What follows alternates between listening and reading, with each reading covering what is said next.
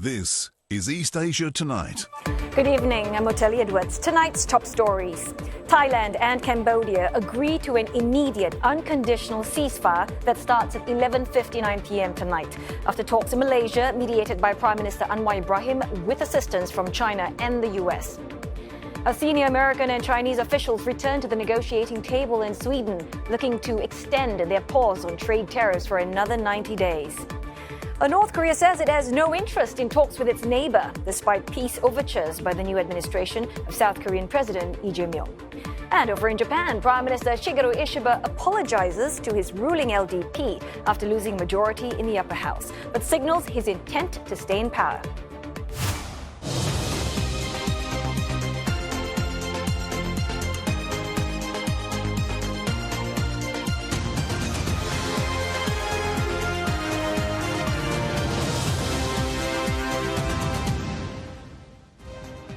Ahead in East Asia tonight, Taiwan's ruling Democratic Progressive Party was dealt a major blow, losing an opportunity to reclaim a majority in the island's parliament. What's the path forward for the DPP and implications for cross-strait relations?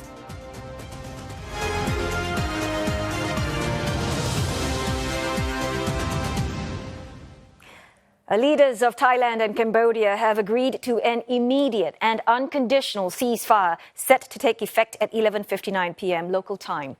The two leaders have just met in Malaysia for peace talks after their deadliest border clashes in more than 10 years. Both Cambodia and Thailand reached a common understanding as follows. 1. An immediate and unconditional ceasefire with effect from 24 hours local time, midnight, on 28th July 2025, tonight. This is a vital first step towards a de-escalation and the restoration of peace and security. Acting Thai Prime Minister Phumtham, Wechayachai and Cambodian leader Hun Manet gathered at Malaysian Prime Minister Anwar Ibrahim's official residence in Putrajaya this afternoon. Mr. Anwar highlighted that the presence and collaboration of all parties underscored a shared commitment to peace, dialogue and regional stability. Both Thai and Cambodian leaders hailed the meeting as positive with good results. Now, delegations from the US and China were also present for those talks. Beijing says it welcomes all efforts to stop the violence. US President Donald Trump earlier warned that trade talks with both nations will be stopped unless they end hostilities. Thailand and Cambodia traded accusations of fresh attacks ahead of today's talks. At least 35 people have been killed on both sides, 21 of them civilians. Troops have been exchanging heavy fire since Thursday at multiple locations along the border. For more on this, we are joined now by CNA's Melissa Goh in Putrajaya. Mel, the latest we have seen from Malaysia's efforts to mediate a ceasefire between Thailand and Cambodia. Would you say that, all in, it's been mission accomplished with this immediate ceasefire? Well, you have to take their words for it. Now, Malaysia has been calling for both sides to stand down since last Thursday, for Thailand and Cambodia forces at the border to exercise utmost restraint and de-escalate tensions. But violence continues, prompting this emergency meeting today that lasted more than 2 hours. Now, at a news conference earlier, you heard that from Prime Minister Anwar, who started the ball rolling, saying that both sides have reached a common understanding for immediate unconditional ceasefire with effect from 24 hours, starting at midnight. Now, it's a first step, he said, towards restoration of peace. It's still a long way to go, commencing with the meeting of regional commanders from both sides on 29th of July tomorrow, followed by a general border committee meeting on the 4th of August. Now, as chair of ASEAN, Malaysia, Mr. Anwar says, stands ready to coordinate and observe a team to ensure that the ceasefire is complied. Now, the foreign and the defense ministers, he said, will be working out a mechanism mechanism to do so. So the details still yet been worked out.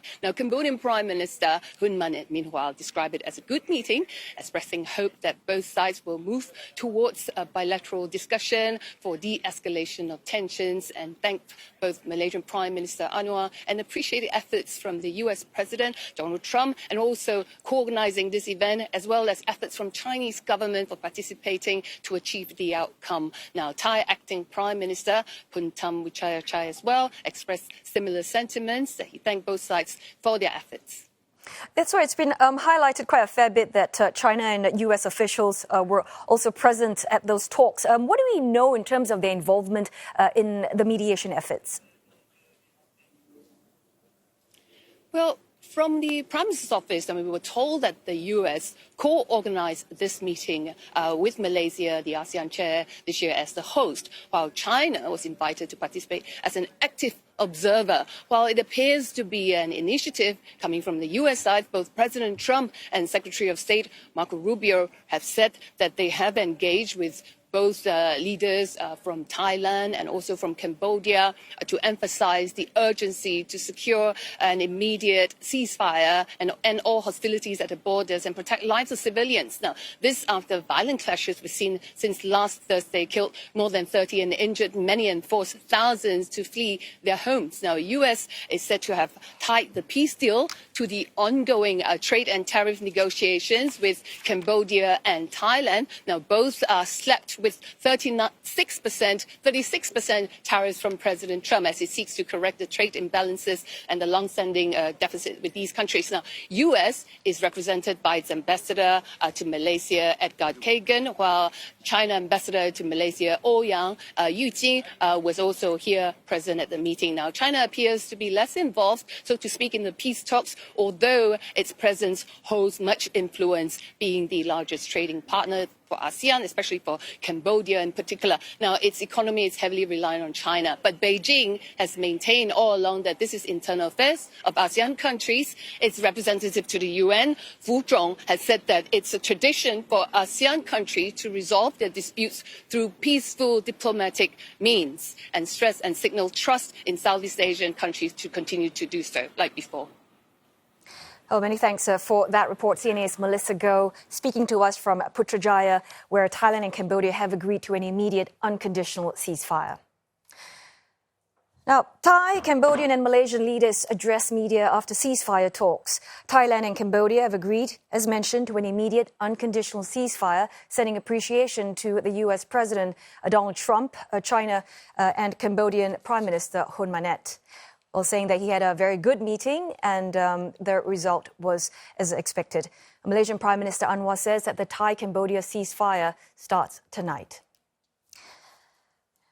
Now on to another key meeting that we are tracking. US and China officials sitting down today in Sweden to talk trade.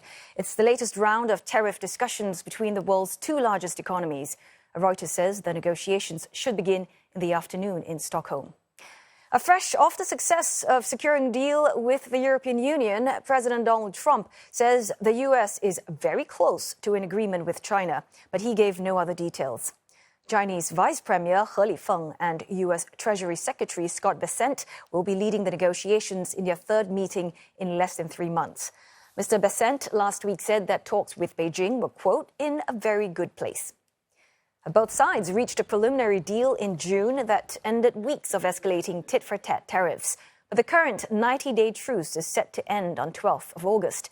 Without a deal or an extension, tariffs could snap back to 145% on the U.S. side and 125% on the Chinese side. And we've got CNA's Deborah Wong joining us live now from Shenzhen. Deborah, first up, what can we expect from the talks in Stockholm today? So we're hearing talks about a possible tariff extension.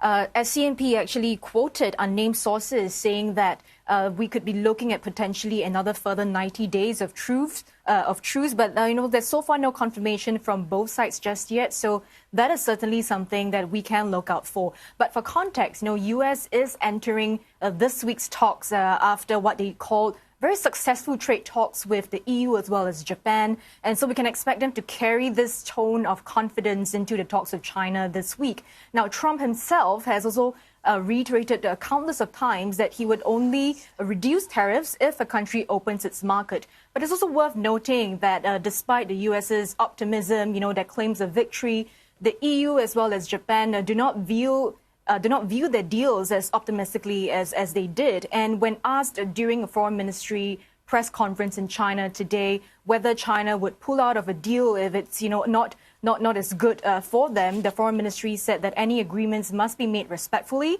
and also aligned with World Trade Order. And any deal must also not be at the expense of China's interests. So tone-wise, we can expect both US and China to not back down, which will then also make it interesting to see how the US negotiate or navigate hot-button issues such as fentanyl trafficking, Russian as well as Iranian oil purchases into the conversation, because the US has said they will be tackling these issues with China this week. But China has so far called a fentanyl trafficking issue a domestic problem, and they've also said that they want to maintain a stable trade relationship with their allies in Russia and in Iran. So, Deborah, with all that being said, how likely are both sides going to reach a breakthrough?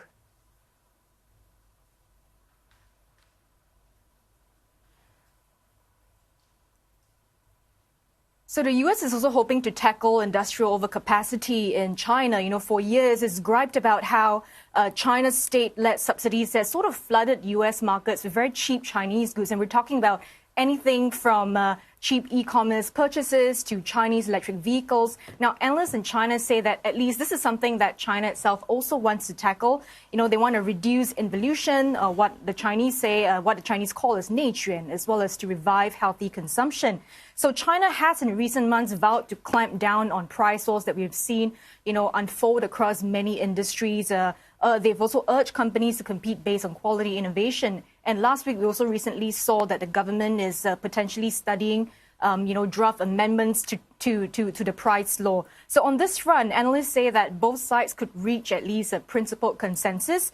Observers are also saying that we can expect some sectoral deals to be made, potentially reduction of U.S. tech export controls following the resumption of NVIDIA AI chips to China recently. So all these are important because officials are also eyeing a potential meeting between Xi and Trump sometime perhaps in late October. So any resumption of the tariffs could stymie the progress. CNA's Deborah Wong in Shenzhen. Thanks very much for that. Well, we are going to go for a break now, but coming up on East Asia tonight, Samsung Electronics signs a major deal with Tesla to produce chips for the electric car company. Plus, CK Hutchison plans to invite a major strategic investor from mainland China to join a consortium of buyers as it faces Beijing's criticism over its Panama Ports deal.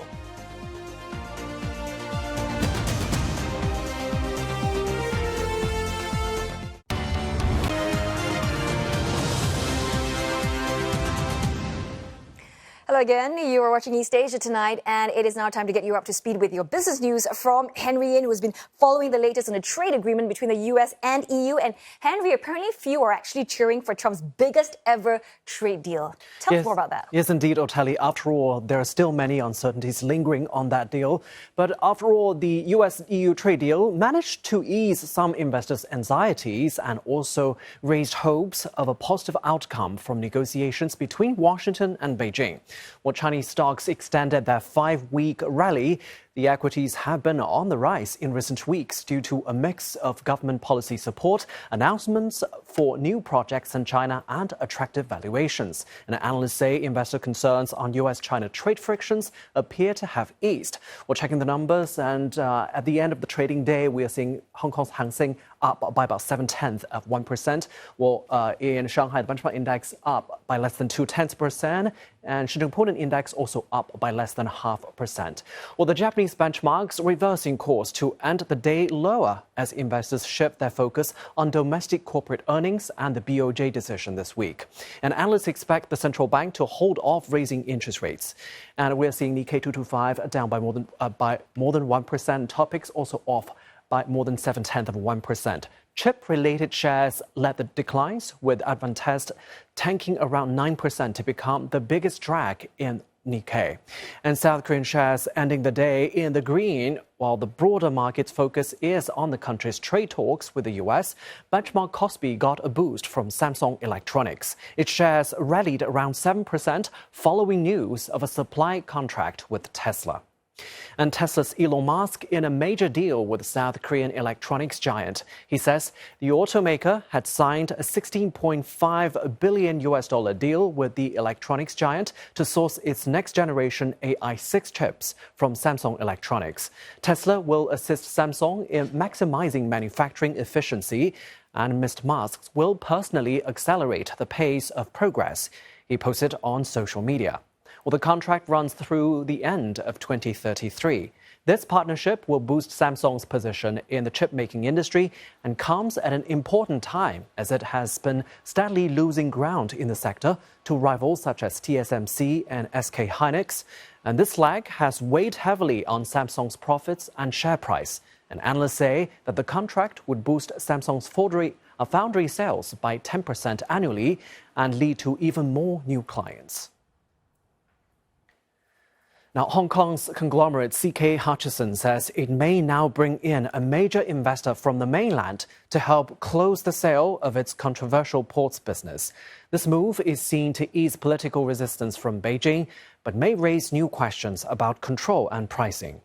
And the group, which backed by Hong Kong magnate Li Ka-shing, confirmed it's in talks to include a strategic Chinese partner in the consortium buying its global ports. This shift comes after a 145-day exclusivity deal with BlackRock expired without regulatory sign-off. The Chinese investor is widely believed to be state-owned shipping giant COSCO, which Bloomberg reports has been seeking veto rights in the deal. Beijing had earlier sounded the alarm regarding the sale transferring control of key ports, including 2 along the Panama Canal, to a US-linked group. CK Hutchison says it won't go ahead without full regulatory approval. While COSCO's involvement could unblock the deal, analysts warn it may limit competition and lower the final sale price. In response, CK Hutchison shares closed about 1% lower, while COSCO shipping tanked about 3%. The US and the European Union have reached a trade deal, ending a months-long standoff just a few days before President Trump's August 1st deadline. The framework mirrors parts of the agreement the US struck with Japan last week. Under the new deal, the US will impose a 15% tariff on European goods, lower than the 30% President Trump had earlier threatened. European Commission President Ursula von der Leyen said the rate applies across most sectors, including cars and drugs. But the US leader said pharmaceuticals are unrelated to the deal. I think you were saying this is probably the biggest deal ever reached in any capacity, trade or beyond trade. It is. It's a giant deal with lots of countries, because, as you know, Ursula represents a lot of countries, not one country. It's not easy for you. 15% is not to be underestimated, but it is the best we could get. It's overall across the board. Important was for us, it includes not only the cars, so go down with the tariffs for cars to 15%, but also all goods and semiconductor and pharma. The leaders met at President Trump's golf club in Scotland for make-or-break negotiations. The EU had initially hoped for the baseline 10% US tariffs and pushed hard for exemptions on autos critical to France and Germany. Even though some details on their agreement remain unclear, the deal will avert a potentially damaging trade war. Well, the European Union has long maintained that tariffs are taxes that hurt consumers and businesses on both sides of the Atlantic.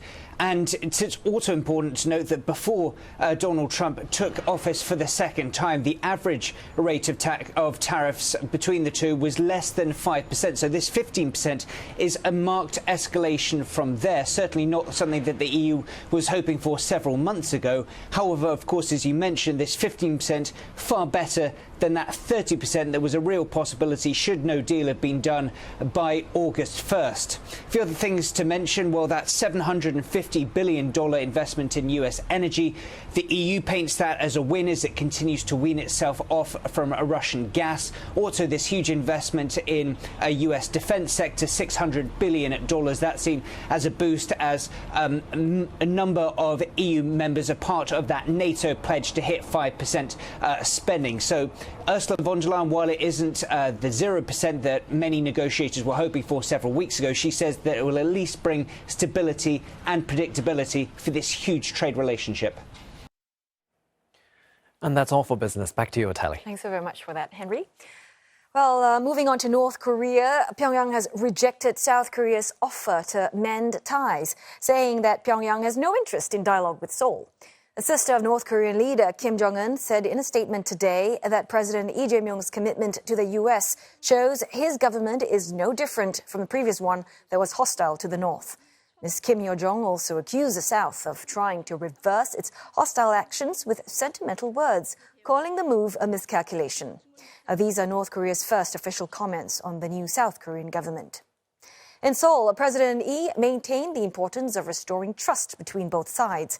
He had vowed to improve ties with Pyongyang after taking office in June. The Unification Ministry says it will continue to seek reconciliation with the North.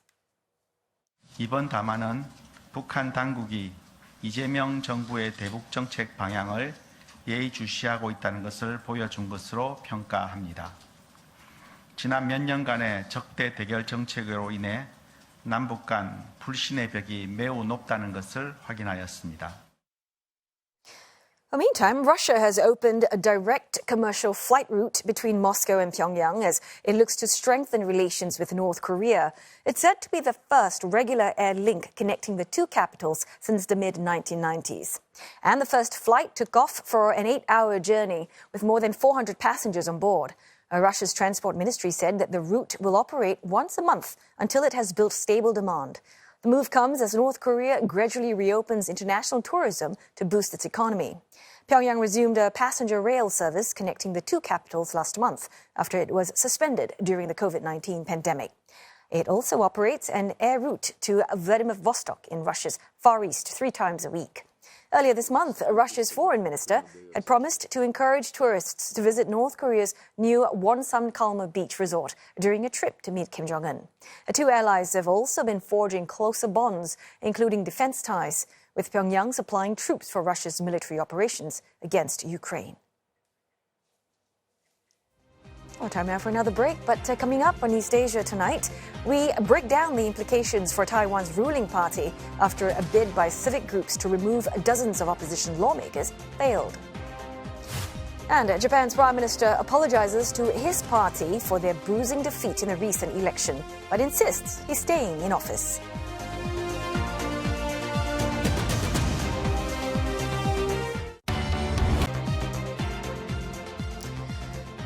Hello again, you're watching East Asia Tonight, and here are the headlines we've been following. US and China's top trade officials due back at the table in Sweden for the latest round of tariff discussions between the world's two largest economies. Thailand and Cambodia agree to an unconditional ceasefire that starts at midnight local time after talks in Malaysia mediated by Prime Minister Anwar Ibrahim with assistance from China and the US. And North Korea rejects Seoul's offer to mend ties, with Pyongyang saying that it has no interest in dialogue with the new South Korean government. The Japanese Prime Minister Shigeru Ishiba has apologized to members of his ruling Liberal Democratic Party during a meeting to address the loss of the LDP-led coalition's majority in the recent upper house election. But Mr. Ishiba has signaled his desire to stay on as the country's leader, saying he would like to fulfill his responsibilities to the nation to avoid a political vacuum. Amid growing calls for Mr. Ishiba to resign, to take responsibility for the electoral defeat, the LDP is reportedly split over their support for the Prime Minister. Some lawmakers have petitioned to move the date of the LDP's presidential race scheduled for 2027. And CNA's Michio Ishida joins us live now from Tokyo for the very latest. So, Mitch, what is the latest from this so-called informal gathering of LDP lawmakers? Hi, Otali. Well, this meeting started at 3:30 p.m. local time, and we're hearing that it's still going on 4 hours since. But based on LDP lawmakers who came out in the middle of the meeting, there were lots of calls for Mr. Ishiba to resign and to hold an early party presidential election. And Japanese TV networks think over 70% who were at the meeting want Mr. Ishiba to resign. At the top of the meeting, Mr. Ishiba apologized for the loss of seat in the upper house election on July 20th. He needed to find out why LDP's policy did not resonate with the public. But Mr. Ishiba stated he did not want to create a political vacuum. And he wished to work for the people, meaning he was determined to stay on. On U.S. tariff agreements reached last week, reciprocal tariffs was reduced from 25% to 15% in exchange for a huge investment of $550 billion US dollars. He said he needed to make it happen and he will do his utmost. And the meeting continues. All right, the meeting continues 4 hours and still counting. And there we have Mr. Ishiba insisting to stay on as Prime Minister. Is it affecting perhaps talks at this particular meeting, affecting the party as well? Well, according to local media, 1/3 of LDP parliamentarians have signed a petition to hold a General Assembly. That's the least necessary for the General Assembly, where the gathering will be official to take place. And if the majority vote for an early LDP presidential race, it can happen. Now, Mr. Ishiba's term ends September 2027. And if this happens, political analysts think the LDP might lose more public support by forcing its leader out from his post. Now, based on major daily Asahi Shimbun's public opinion poll just released, 81% suggest the problem is with the LDP rather than with Mr. Ishiba. And as the LDP does not have a majority in both houses of parliament now, if it elects a new leader, there is no assurance he or she will become prime minister. Opposition parties can try to band together to elect a common leader, and opinion polls show Yuichiro Tamaki, who's the leader of the Democratic Party for the People, which gained the most seats among opposition parties in the recent upper house election, is among the top 5 preferred prime minister. But analysts do not think opposition parties will unify under Mr. Tamaki, as they run under different policies. The possibility is for the LDP to propose a coalition with one of the opposition parties. But at this moment, there is nothing to suggest such a movement. And let me tell you an interesting development last Friday. I heard that there were about 1,200 protesters assembling in front of the Prime Minister's office, raising signboards and chanting, "Ishiba, don't quit." And media polls conducted over the weekend do not show unified result on the Ishiba cabinet's approval rating. Mainichi Shimbun suggested improvement. Asahi Shimbun was down. It shows just how there is no consensus on Mr. Ishiba's fate. Yeah, and perhaps that's what is keeping Mr. Ishiba going as well, those protesters are rooting for him. Well, thanks so very much, CNA's Michio Ishida in Tokyo. Civic groups' bid to unseat 24 opposition lawmakers over the weekend failed, with politicians, all from the Kuomintang or KMT, surviving the recall vote. China's Taiwan Affairs Office has called the recall election a political manipulation that is contrary to the people's will. A failure of Saturday's recall vote is seen as a major blow to President William Lai's ruling Democratic Progressive Party. The DPP had missed an opportunity to regain its majority in the legislature, but the KMT and the smaller Taiwan People's Party have enough seats to form a majority bloc. Well, the ruling party had needed to oust at least 6 KMT lawmakers and win the by-elections to secure a majority in parliament. A parliamentary majority was seen as crucial for the DPP's policy push, including higher military spending. While the opposition bloc, with its advantage in parliament, had imposed mechanisms that the ruling DPP said slowed the island's defence projects. CNA's Victoria Jen joins us live now from Taipei to unpack for us. So, Vic, we saw this resounding rejection of the recall vote on Saturday. Essentially, what does this say about the voters, what they're thinking, and also what are the implications for the ruling DPP? Well, the results signal that many people are tired of political infighting and increasingly weary of President William Lai's anti-China rhetoric. Now, voters want the government to focus on issues closer to home, like the economy, rising living costs, and social welfare, instead of constant political battles. Now, for the DPP, the outcome is a serious setback. The party had invested over a year building momentum for these recalls, hoping to weaken the KMT and regain a working majority in parliament. But that strategy has failed, which means that the gridlock that we have seen since Lai took office will continue. And with the opposition holding the upper hand in parliament, Lai will find it difficult to push through key policies, whether it's budget measures or defense spending. A former KMT official I spoke to said that the result is a warning to President Lai, with silent majority rejecting one-party dominance and voting to preserve checks and balance between the legislative and executive branches. Now, the DPP, meanwhile, said that it humbly accepts the results and hope that all parties, including itself, can take this as a chance for reflection and a fresh start. Now, with another recall vote against 7 KMT lawmakers scheduled next month, analysts say that the pressure is now on the DPP to regroup and find a way to reconnect with public sentiment or risk losing even more political ground.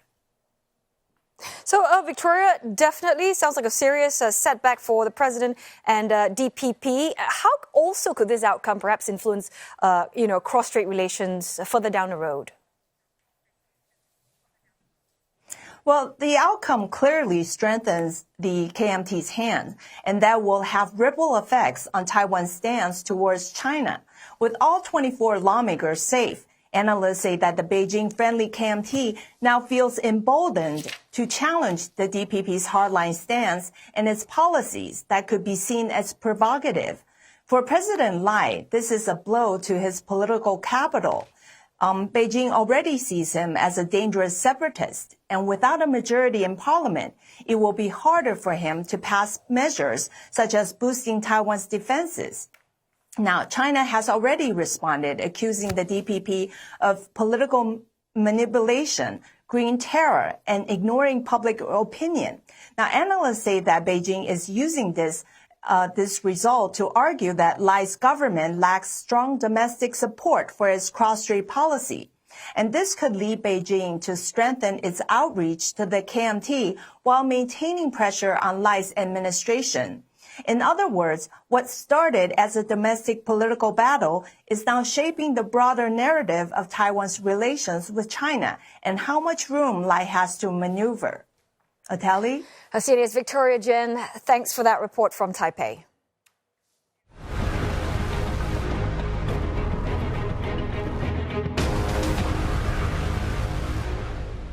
At least 4 people killed and 8 others missing in a landslide in China's northern Hebei province as heavy rain intensifies across large swathes of the region.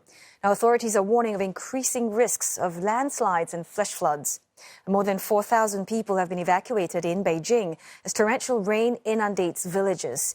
Electricity cuts caused by the extreme weather have affected more than 10,000 residents. Now, targeted flood warnings have been issued to 11 provinces and regions, including Beijing and Hebei. Authorities are carrying out search and rescue efforts to those affected by the floods. The downpours are expected to last till tomorrow morning.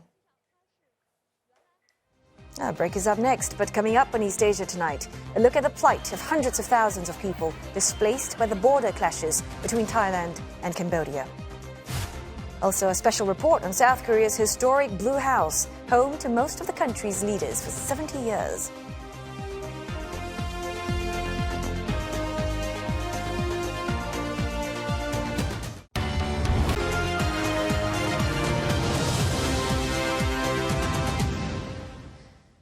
Circling back now to one of our top stories. Thailand and Cambodia in the last hour have agreed to an unconditional ceasefire that starts at midnight local time.